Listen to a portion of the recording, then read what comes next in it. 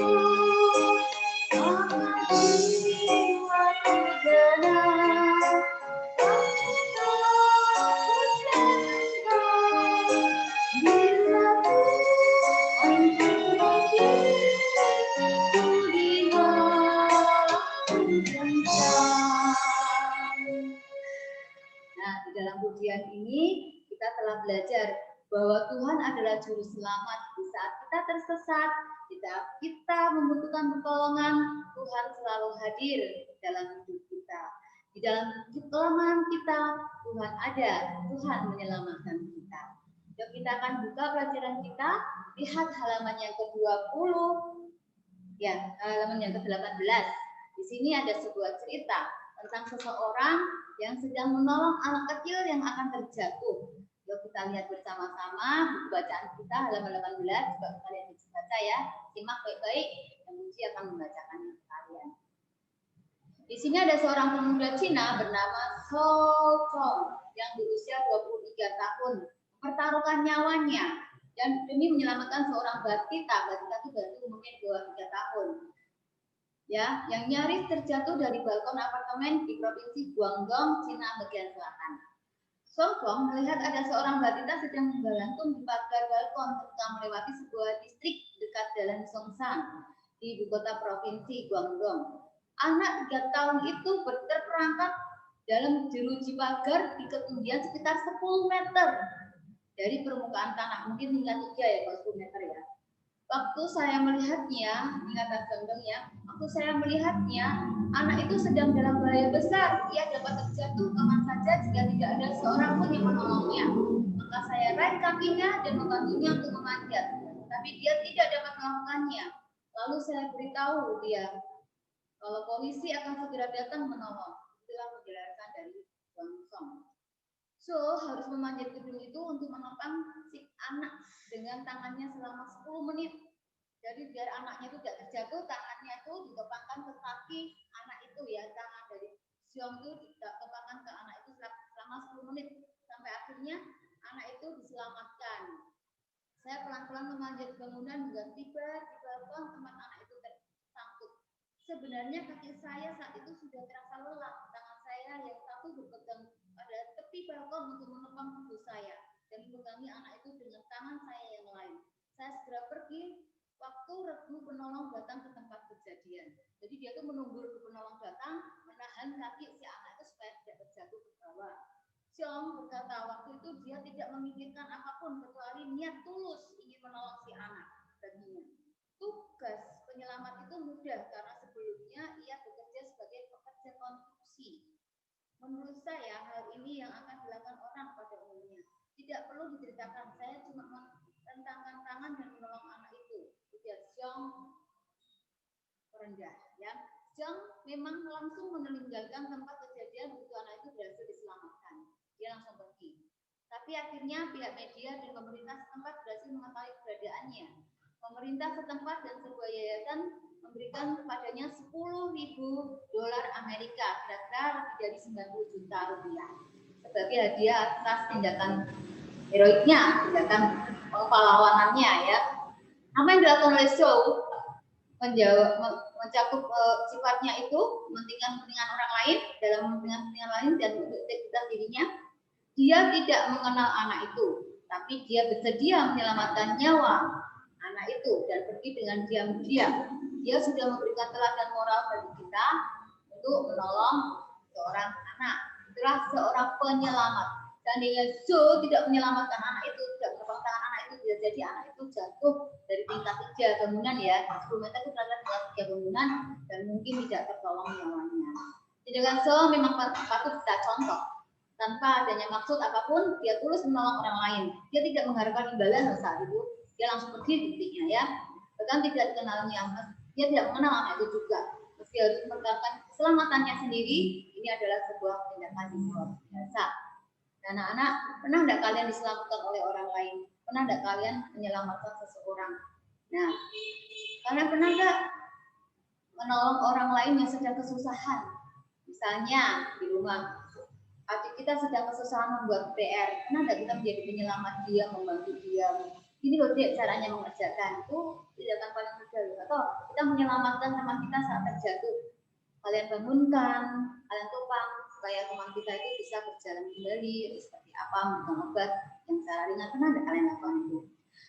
Yang namanya penyelamat itu berarti melakukan tindakan untuk bisa membuat orang lain yang sedang mengalami kecelakaan selamat dan akhirnya bisa pulih. Itulah tugas dari seorang penyelamat. Kalau kita pernah melakukan tindakan menyelamatkan, kalau kita pernah diselamatkan, kita sudah pernah merasakan pengalaman tersebut. Nah, kita ingat kisah tentang Sadrak, Mesak, dan Abednego, 3 orang temannya Daniel, ketika mereka tidak mau menyembah berhala ya, tidak mau menyembah berhala. Apa yang mereka alami? Mereka dihukum dengan dimasukkan ke dalam sebuah perapian yang sangat menyala-nyala apinya. Kita saksikan dulu kisahnya ya supaya kalian lebih jelas. Kisah ini diambil dari kitab Daniel pasal Kitab Perjanjian Lama, kitab Daniel pasal 3 ayat 1 sampai 30.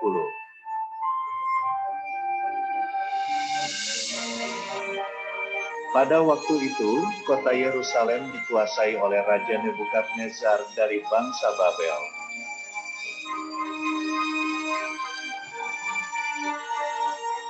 Raja Nebukadnezar membuat sebuah patung yang terbuat dari emas yang tinggi.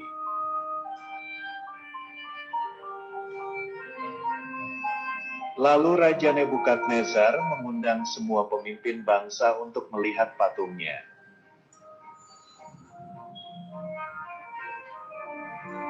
Kemudian semua pemimpin bangsa pergi ke bangsa Babel.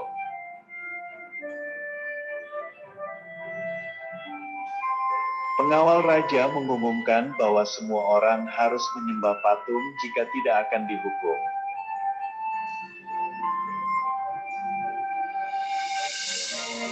Karena takut, maka semua orang itu lalu sujud menyembah kepada patung emas.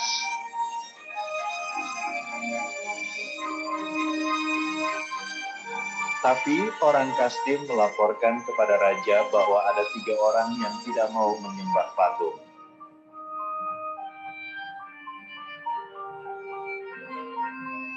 Karena tidak mau menyembah, lalu mereka ditangkap. 3 orang itu adalah Sadrak, Mesak, dan Abednego.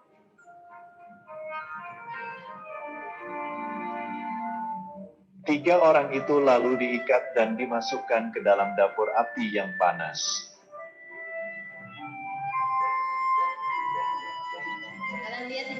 Raja merasa heran kenapa tiba-tiba ada 4 orang dan mereka tidak terbakar panas.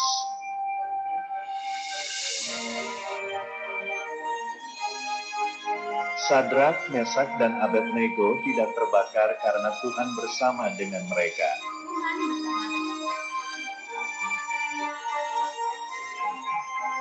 Kemudian Raja Nebukadnezar memanggil mereka untuk keluar dari dapur api yang panas itu.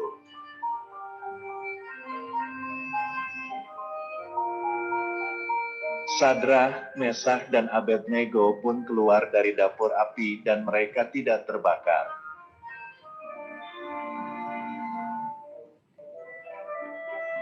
Akhirnya, Raja Nebukadnezar mengetahui bahwa Sadrak, Mesak, dan Abednego mempunyai Tuhan yang berkuasa.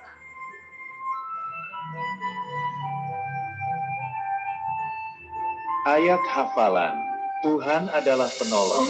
Kitab Ibrani pasal 13 ayat 6.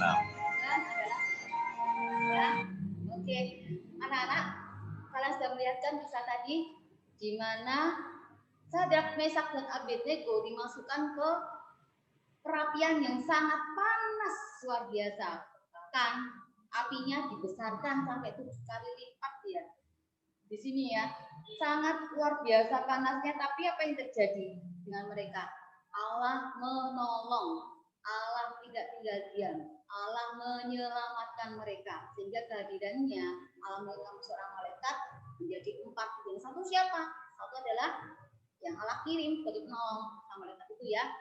Nah, anak-anak, kalian melihat bukan dalam segala masalah, sekecil atau sebesar apapun masalah kita, Allah tidak pernah membiarkan kita mengalami masalah di luar batas kemampuan kita. Allah pasti menyelamatkan kita dalam kesulitan-kesulitan kita asal kita percaya. Jangan mengeluh. Kalau kita kesulitan, bilang ke Tuhan, Tuhan, tolong selamatkan saya, keluarkan saya dari masalah ini. Tuhan pasti akan memberikan kekuatan ketika kita menjalani masalah-masalah kita, akhirnya kita bisa diselamatkan dari masalah itu. Nah, tugas kalian minggu ini, di sini ada 3 pertanyaan. Kalian jawab, tulis jawabannya di kertas tugas kalian ya, buku kalian ya, kemudian difoto, kirimkan ke tugas DC. Apa pertanyaan yang pertama? Menurutmu apa sih arti penyelamat? Apa arti penyelamat? Nah, kalian ingatkan tadi cerita dari kisah seorang China yang sedang membantu anak kecil. Penyelamat artinya apa? Coba kalian dengarkan sendiri, kalian jawab ya. Nah, kemudian yang kedua, mengapa Sadrak, Mesak, dan Abednego tidak mematuhi perintah Raja Nebukadnezar untuk menyembah patung emas? Mengapa ya? Mereka tidak mematuhi. Karena mereka punya Allah yang luar biasa. Mereka nggak mau menyembah selain Allah yang maha kuasa itu, Allah ini. Patung dewa kan nggak disembah, ya. Jangan menyembah berhala. Ingatkan perintah Allah. Nah, kemudian yang ketiga pertanyaannya, bagaimana cara Allah perintah untuk menyelamatkan Sadrak, Mesak, dan Abednego? Karena Sadrak, Mesak, dan Abednego tidak mau mematuhi raja, dimasukkan ke perapian. Nah, bagaimana cara Allah menyelamatkan mereka bertiga? Mengirimkan siapa tadi? Menyelamat, yaitu dirinya sendiri menyelamatkan mereka. Dia kirimkan malaikatnya untuk bisa membantu mereka berjalan-jalan di perapian supaya tidak merasakan rasanya panas, tapi mereka dilindungi dari panas itu. Nah, anak-anak, kerjakan tugas ini, ditulis jawabannya, difoto, kirimkan ke DC. Oke, kita akan akhiri perjumpaan kita pada hari ini. Kita tutup di dalam doa. Mari kita berdoa.